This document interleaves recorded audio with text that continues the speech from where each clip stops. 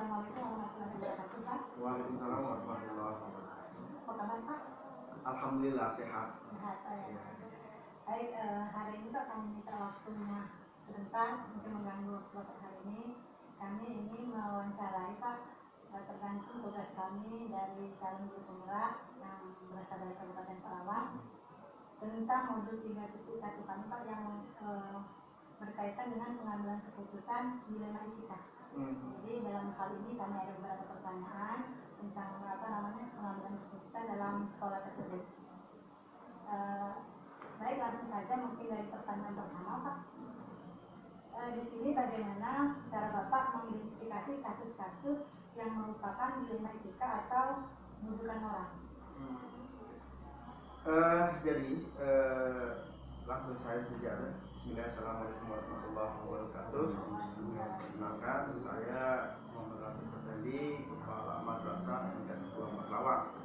Di sini mungkin secara umum ya saya jawab bahwasanya siswa MTS Negeri 24 Lawang itu memang banyak karena dari 3 kecamatan Pendopo, kecamatan Bintang Kanan, dan kecamatan Muaro Pinang sendiri, sehingga siswanya itu terbilang banyak lah, ribuan gitu kan. Nah tentu masalah pun banyak, tidak hanya sekedar etika saja. Tentu sebelumnya kami identifikasi juga masalah-masalah siswa. Tentu kami identifikasi dari kelebihan dan kekurangan, potensi kelebihan dari madrasah kami dan potensi kekurangan dari madrasah kami. Ya, tentu dari siswa juga. Tentu mengidentifikasi itu kan tidak cukup dari siswa, tetapi dari latar belakang siswa, dari kultur budaya, dari segi moralitas, kemudian lingkungan pergaulan gitu. Tentu itu kami pelajari semua sehingga nanti didapat data-data yang akurat ketika kami ngambil keputusan sendiri. Tentunya data-data itu kan kami ambil ketika pendaftaran awal penerimaan siswa baru. Kami adakan wawancara. Di situ wawancara itu ya kami seluruhnya kami tanyakan latar belakang itu kan, latar belakang anak itu sendiri, dari orang tua, dari siswa, dari segala macam lingkungannya gitu kan. Selain juga tes ya, tes tulis, tes baca Al-Quran, dan kami tambahkan tes wawancara juga. Tadi tadi Bapak sudah menyampaikan bahwa dalam mengambil satu permasalahan tadi kan kita mengidentifikasi dulu kan, kemudian banyak prosedur yang sudah Bapak lakukan. Nah, sejalan ini Pak, bagaimana kalau Bapak menjalankan pengambilan keputusan di sekolah Bapak, kemudian terutama untuk kasus-kasus atau masalah-masalah di mana ada dua kepentingan yang sama-sama benar atau sama-sama mengandung nilai kebajikannya. Jadi gini, keputusan di madrasah itu kolektif kolegial ya, dalam artian bukan mutlak kepala madrasah yang memutuskan. Tentu musyawarah itu di tingkat guru-guru dulu kan, guru-guru bagaimana tindak lanjutnya bisa diselesaikan tidak gitu kan, kemudian naik lagi ke tingkat wali kelas dan guru BK gitu kan, bagaimana penanganannya bisa terselesaikan tidak gitu kan. Kemudian meningkat lagi kalau sudah memang tidak bisa lagi naik ke para wakil kepala madrasah. Kebetulan kami ada 5 wakil kepala madrasah di MTS ini, kesiswaan, kehumasan, kurikulum atau akademik, kemudian sarpras, dan satu lagi warga penjamin mutu. Ada 5. Jadi cukuplah ketika ada masalah mereka itu memberikan masukan. Dan di situ kami simpulkan dari hasil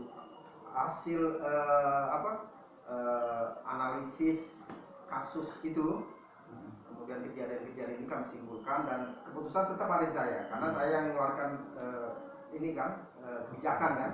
Didiskusikan. Ya, setelah disimpulkan gitu kan, hasil dari kasus itu kan kami simpulkan, kemudian kami putuskan.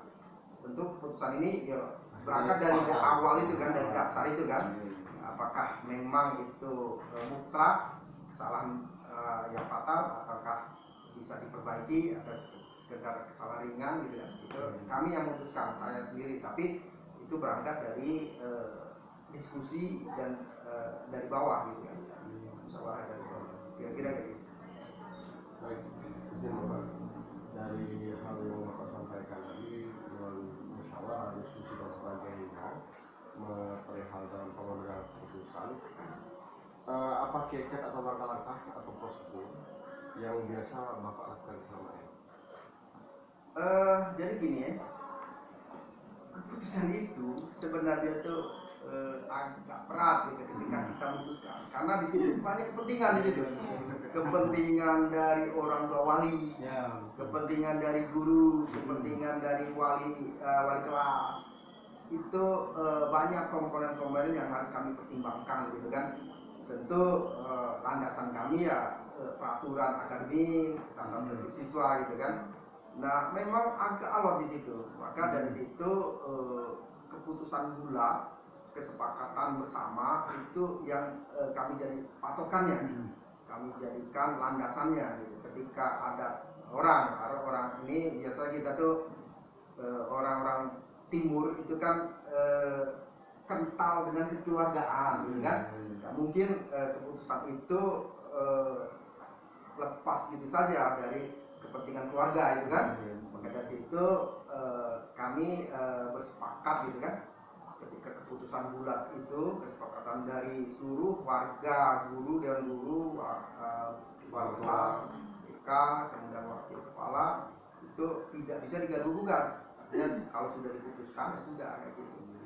Tentunya pertimbangan sebelumnya kan sudah dibahas juga di dalam musyawarah mufakat itu kan. Tapi ketika sudah dibulat diputuskan ya tidak bisa lagi juga, walaupun itu istilahnya wah itu anak saya, itu saudara saya kan, tidak bisa gitu kan, kira-kira kayak gitulah. Kesepakatannya sudah diambil. Iya, kesepakatan bulat, nggak bisa diperbaiki lagi, kira-kira kayak gitu.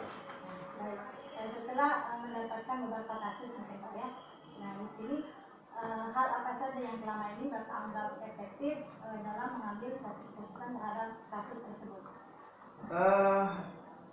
Pastinya yang perlu digarisbawahi dalam musyawarah itu tentu adalah keterbukaan ya, keterbukaan informasi, keterbukaan komunikasi, dan keterbukaan data-data yang dimiliki baik dari masing-masing wali kelas, guru, dan masing-masing. Artinya di sini ada keterbukaan ya, jangan singit-singitan kalau bahasa jangan sampai itu ditutup-tutupi gitu kan.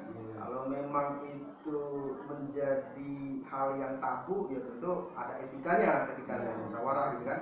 Tapi tentu tidak ditutupi, ada keterbukaan informasi, keterbukaan data, keterbukaan musyawarah komunikasi juga gitu. Mungkin kayak gitulah kira-kira. Nah tadi Pak dalam suatu permasalahan kemudian pasti banyak tantangan-tantangan yang kita hadapi dalam mengambil suatu keputusan itu Pak. Kira-kira tantangan-tantangan apa Pak yang Bapak hadapi misalkan atau di sekolah kita ini? Yang sudah kita bahas yang barusan itu, bahwasanya tentu dari kasus-kasus yang sering kita hadapi itu mungkin yang melibatkan pihak luar. Kalau pihak kita internal ya mungkin mudah gitu. Tetapi kalau sudah melibatkan masyarakat tentu tekanan itu lebih kuat lagi gitu kan. artinya masyarakat juga punya banyak latar belakang gitu kan. Ada latar belakang sebagai pejabat, gitu kan. Ada perangkat, ada aparat, ada pengusaha dan banyak hal lainnya gitu kan. Mereka memberikan tekanan sesuai dengan kapasitasnya gitu kan. Sesuai dengan kapasitasnya, sesuai dengan kemampuannya gitu. Sehingga kalau memang kita tidak komit itu akan goyah keputusan itu gitu. Keputusan yang sudah dimufakatkan gitu. Tetapi kami Kementerian Agama itu tentu berlandaskan pada moral, etika dan akhlak ya. Itu yang menjadi landasan kami ya ketika sudah melampaui batas gitu. Walaupun memang itu anak pejabat pun gitu kan, tekanan apapun ya sudah kami abaikan gitu kan. Karena kami menjaga integritas kami sebagai naungan di Kementerian Agama itu. Lah kira-kira gitu. Nah ini kan di sekolah ini pastinya banyak kasus-kasus Pak ya. Dari sekian banyak kasus itu, apakah di pihak sekolah ini ada penjadwalan tertentu perihal penyelesaian kasus-kasus dilema etika yang ada, atau diselesaikan secara langsung atau di tempat? Nah itu prosedurnya itu bagaimana Pak? Itu gini. Setiap kasus kan tingkatannya berbeda, setiap masalah tentu latar belakangnya berbeda juga gitu kan. Ada yang harus segera diselesaikan gitu kan, ada yang harus kita nunggu gitu kan, ada yang harus pakai portofolio juga gitu kan, artian pencegahan dan penangkalan itu kan. Kasus-kasus itu seperti umpama pelanggaran siswa gitu ya, tentu langsung kita tindak gitu kan. Tapi kalau menyangkut pihak eksternal gitu kan, tidak bisa serta-merta langsung kita putuskan. Tentu ada jeda gitu, ada tempo, ada. Kemudian saya mengimbau juga sebenarnya tuh kepada guru BK ya untuk membuat rancangan kerawanan ya, kerawanan kasus, kerawanan tindak asusila atau kerawanan kriminalitas untuk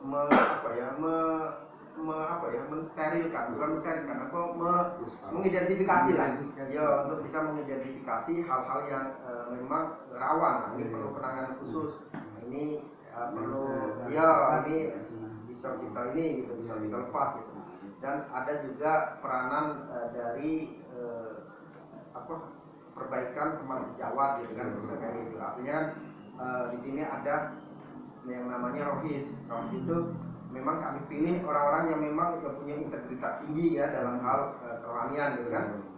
Kita pilih, kita bimbing mereka. Nah setelah memang kita anggap matang gitu, sudah kita ajak mereka untuk bisa membantu kita gitu, membantu sekedar untuk mengingatkan kepada teman-temannya gitu kan. Jadi contoh memantau leading sektornya gitu kan dalam hal perbaikan akhlak.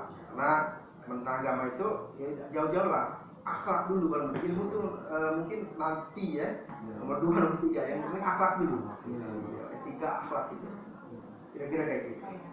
Baik, setelah melakukan, karena suatu kasus itu mungkin tidak bisa kita selesaikan tergantung kasusnya apa ya, mungkin ada di saat itu bisa kita selesaikan, ada juga mungkin melakukan tindak lanjut ke depan. Dan sekarang adakah seseorang yang mempermudah untuk menyelesaikan kasus tersebut, faktor-faktor yang menyelesaikan kasus tersebut? Sebelumnya kami punya landasan ya. Pertama dari peraturan AKG, kemudian kami punya tata tertib siswa, berupa poin kan. Poin pelanggaran itu kami bagi menjadi 3, berat, sedang dan ringan. Setiap poin itu beda-beda angkanya kan poinnya. Jika dia itu berat, otomatis akan mempercepat proses eksekusinya gitu kan. Jadi landasan itulah yang kami gunakan. Poin kami setiap tahun 100. Ketika anak itu melakukan pelanggaran tingkat berat seperti perkelahian, pencurian, kriminalitas, pacaran, itu poinnya berat, langsung di atas 50. Ya, artinya tidak ada kesempatan lagi mereka itu landasan kami gitu kan. Itu untuk mempermudah para guru, para wali kelas, guru BK untuk mengambil keputusan gitu kan. Artinya pengawasan ketat kami laksanakan berdasarkan tata tertib siswa itu kan. Kemudian juga untuk mempermudah itu tadi keterbukaan informasi, keterbukaan komunikasi gitu kan, tidak ada yang ditutupi. Setiap ada kasus selalu langsung dibicarakan, langsung dimusyawarahkan, langsung menjadi catatan kami. Dan untuk perlu diketahui juga oleh para bapak-bapak guru di sini sebagai guru penggerak, bahwasanya kami setiap bulan mengadakan rapat bulanan, yang membahas masalah madrasah. Artinya rapat bulanan kami itu membantu sekali dalam mendapatkan informasi dari siswa, baik dari KBR, dari kenakalannya, dari perkembangannya, dari masa akademiknya, itu sangat membantu sekali. Jadi dari situ bisa kami dapat data-data yang akurat gitu, bukan sekedar sepihak saja, tapi seluruhnya gitu, mengemukakan pendapat dari kasus itu, dari siswa yang bermasalah itu sendiri gitu kan. Itu yang mempermudah juga, kira-kira kayak gitu. Gini Pak, kalau tadi sudah dibicarakan semua apa yang Bapak sampaikan dalam mengambil suatu keputusan, mungkin ada hal-hal yang Bapak petik untuk sebagai kepala sekolah, sebagai pengalaman dalam mengambil keputusan. Oke. Jadi kesimpulannya di kami itu intinya kan musyawarah untuk mufakat yang pertama, yang kedua keterbukaan informasi, transparansi komunikasi, kemudian data yang akurat gitu kan. Kemudian mereka itu kami anggap para guru, para guru sivitas akademik keluarga. Jadi saya hindarinya sedikit seminimal mungkin tidak ada konflik. Karena gini ya, sebelum kita simpulkan secara keseluruhan, kebanyakan guru-guru kami itu kan dari 100% lah, itu hampir 70-80% itu ibu-ibu. Nah, ibu-ibu itu ya banyak di situ kalau kita bicara itu sosialisasi atau interaksinya itu agak beda gitu dengan laki-laki. Maka dari situ selalu saya tekankan di situ, jangan berkonflik gitu kan, jangan suka berkonflik. Karena ini perlu dicatat juga, hindari konflik kan, konflik internal, konflik eksternal, dan kemudian jalin silaturahmi gitu kan. Kemudian keterbukaan informasi, transparansi, kemudian akurasi data gitu kan, sehingga di situ akan terjalin keharmonisan untuk mencapai tujuan madrasah yang lebih baik lagi gitu. Kira-kira gitu lah. Jangan suka berkonflik. Ini perlu dicatat juga, hindari konflik kan, konflik internal, konflik eksternal, dan kemudian jalin silaturahmi gitu kan. Kemudian keterbukaan informasi, transparansi, kemudian akurasi data gitu kan, sehingga di situ akan terjalin keharmonisan untuk mencapai tujuan madrasah yang lebih baik lagi gitu. Kira-kira gitu lah. Ini Pak ya, berarti sesuai dengan komitmen Bapak tadi, adanya komunikasi, kerjasama, kemudian suatu kekeluargaan di dalam lingkungan kita, terutama di MTS 24 Lawang ini, kemudian bisa berkolaborasi seluruh dewan guru kan, baik itu yang tua maupun yang muda, jadi sama-sama mendukung untuk kegiatan di MTS ini supaya nanti akan lebih lancar, kemudian permasalahan-permasalahan tidak ada terjadi, walaupun terjadi itu hanya sedikit kan, dan bisa dipecahkan secara langsung, kemudian ditindaklanjuti. Mungkin itu saja Pak yang dapat kami bincang-bincang pada kesempatan ini. Kami bertiga mengucapkan banyak terima kasih atas kesediaan Bapak yang sudah memberikan ruang waktu, kemudian kesempatan kepada kami. Semoga kami bisa memenuhi sesuai dengan tuntutan dan tugas kami. Kemudian moga-moga Bapak ke depan akan lebih sehat lagi, kemudian lebih sukses lagi, dan terhadap satuan pendidikannya akan terus khusus MTS 24 Lawang akan jaya selalu Amin, ke amin. depan terutama di kabupaten dan di kancah-kancah Amin, amin. tingkat nasional dan lain-lainnya. Ya. Mungkin itu saja, kami sekali lagi banyak ucapan terima kasih. Kami akhiri, wassalamualaikum warahmatullahi wabarakatuh. Waalaikumsalam warahmatullahi wabarakatuh.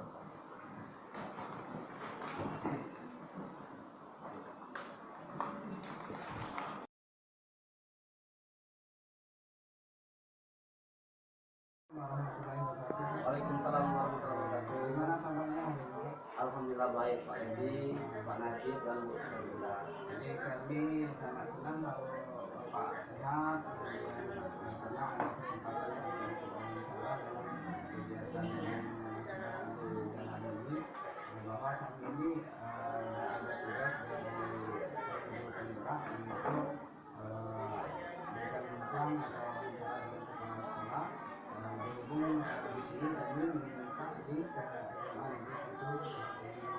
Kemudian sebelumnya kami memperkenalkan diri bahwa saya sendiri Regi dari SMA Negeri 1 Martina disampaikan kegiatan Bapak sendiri. Kemudian yang kedua Bapak Najib ya dari SMP, kemudian Orang Pinang. yang saya lihat dari SMA 1 Makassar. Itu merupakan calon guru di angkatan 11 ini. Jadi kami sengaja menemui Bapak ini dalam rangka memenuhi tugas kami di modul 3.1 itu, bahwa ada materi yaitu pengambilan keputusan yang dilandasi oleh nilai-nilai kebangsaan. Jadi kami terima kasih lagi sekali lagi untuk kesempatan itu.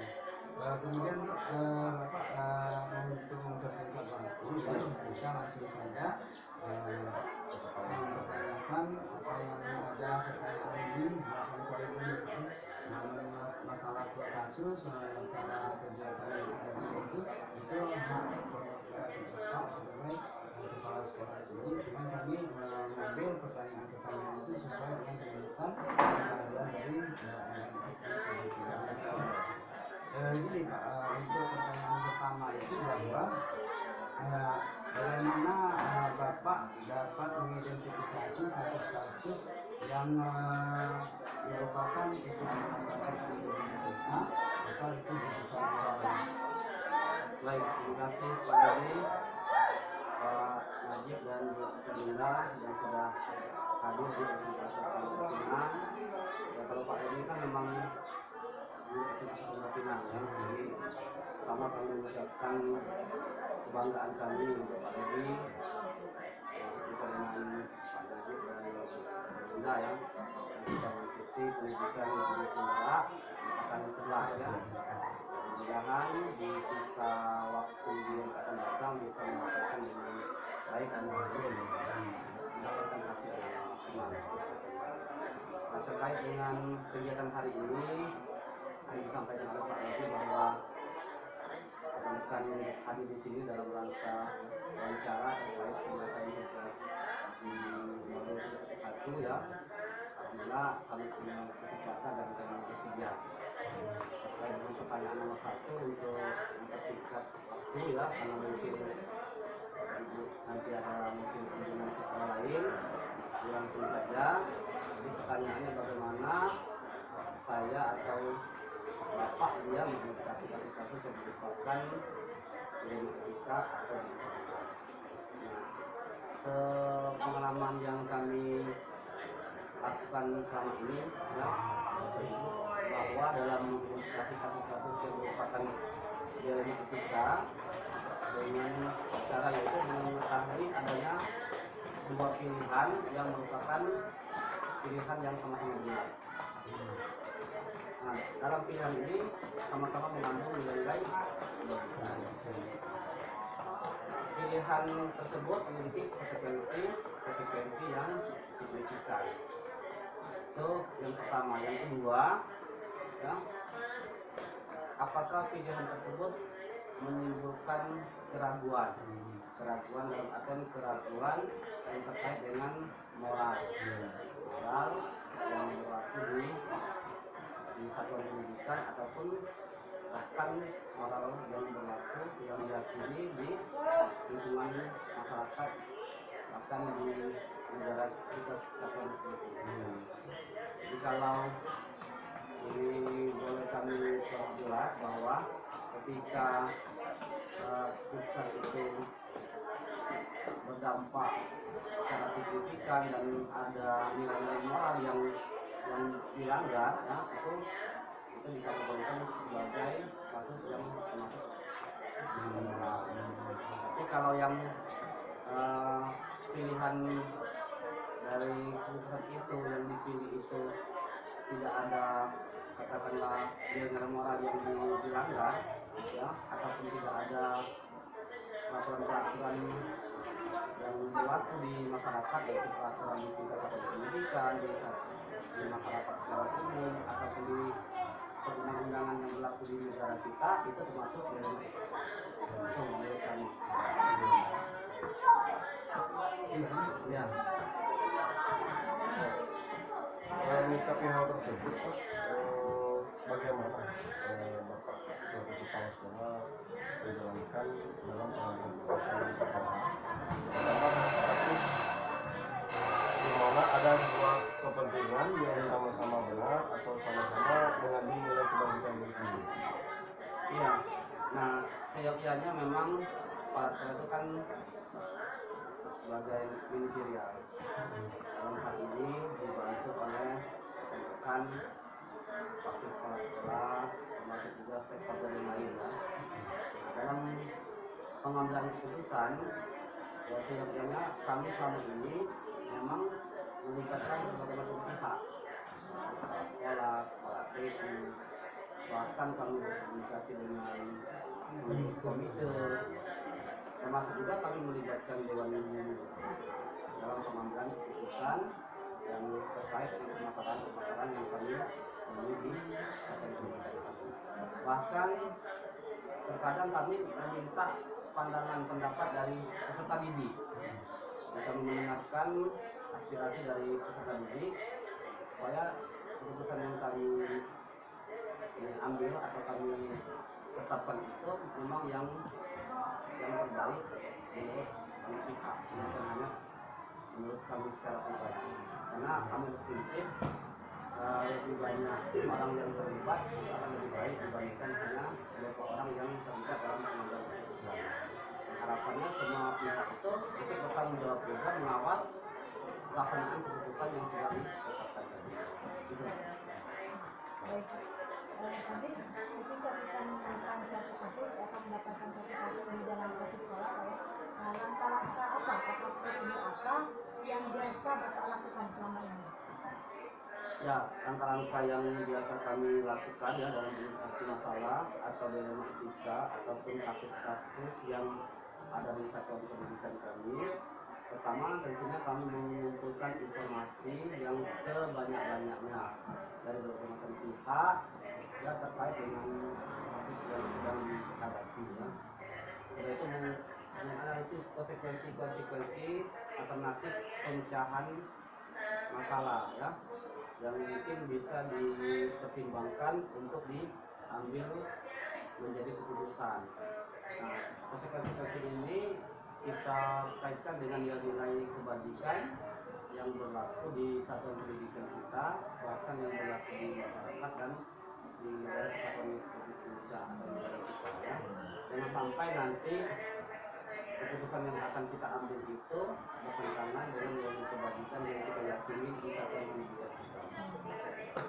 Berikutnya baru kita mengambil keputusan dengan cara tadi melibatkan berbagai macam pihak tadi, termasuk juga sekolah, senior, rekan-rekan lain, staf usaha, bahkan komite, bahkan siswa itu sendiri bisa dilibatkan dalam pengambilan keputusan.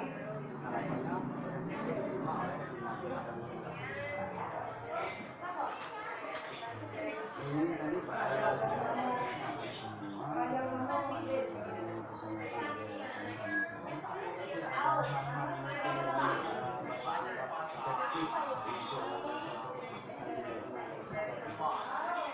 Ya sebenarnya kuncinya ya keterbukaan komunikasi berarti keterlibatan semua pihak itu sangat penting dalam pengambilan keputusan ya. Sudah itu di samping itu memang yang namanya temuan-temuan permasalahan di sekolah itu kan selalu berkembang seiring dengan perkembangan zamannya, perubahan perilaku, melalui perkembangan teknologi, IT dan segala macam pesatnya. Tentunya kita sebagai seorang sekolah, sebagai seorang guru itu perlu selalu belajar untuk mengupdate pengetahuan kita, yaitu mencari informasi yang kita butuhkan yang mungkin itu dapat kita jadikan bahan untuk dalam menyelesaikan permasalahan atau kasus yang di sekolah kita. Terus belajar ya dengan berbagai macam pihak, dengan menggunakan saran apa saja yang ada di sekitar kita. Dari kasus-kasus tersebut Pak, pastinya banyak sekali tantangan dalam pengambilan keputusan yang terjadi di sekolah ini. Kira-kira hal-hal apa saja Pak yang menjadi tantangan Bapak dalam mengambil keputusan? Nah, tantangannya itu memang diantaranya dengan kalau dalam keputusan itu biasanya kita menuntut informasi itu yang selengkap-lengkapnya, sebanyak-banyak. Tetapi kadang dalam penyelesaian kasus itu ada saja informasi itu yang minim sekali, artinya informasinya sangat kurang ya. Bahkan bukti-bukti yang terkait dengan permasalahan atau kasus yang terjadi itu terkadang tidak lengkap atau tidak ada. Itu terkadang menjadi kendala juga. Di samping itu banyak pihak yang mempunyai kepentingan dalam penyelesaian permasalahan atau kasus-kasus yang ada di sekolah. Mulai dari guru yang ada di lingkungan satu pendidikan kami, juga mungkin pihak-pihak dari pihak terkait ya, komite ataupun pihak-pihak terkait yang stakeholder yang ada di sekitar ini lingkungan satu pendidikan, pemerintah ya, dari masyarakat, itu kadang-kadang memberikan tekanan sehingga dalam kasus itu kadang-kadang ini tidak bisa dilaksanakan dengan cepat ya, kadang-kadang tidak bisa diterima oleh semua pihak. Itu yang menjadi tantangan kami selama ini. Tapi kami berharap dengan komunikasi yang baik dengan semua pihak, mudah-mudahan ke depan itu bisa teratasi dan memasukkan nilai kebajikan yang berlaku di satuan pendidikan.